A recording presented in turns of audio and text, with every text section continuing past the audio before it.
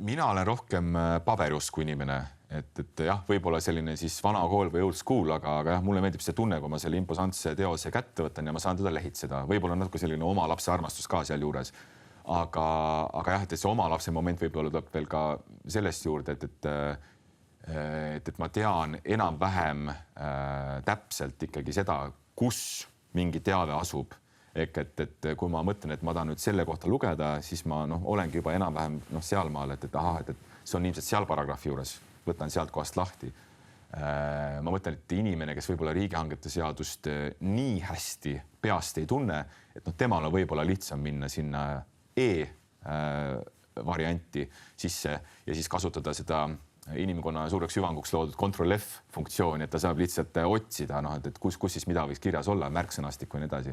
Aga kui sul on see siht on silme ees, et mul on küsimus paragrahviga 193, siis sa lihtsalt lähedki sinna, eks ole, et ma olen paberimees pigem, jah.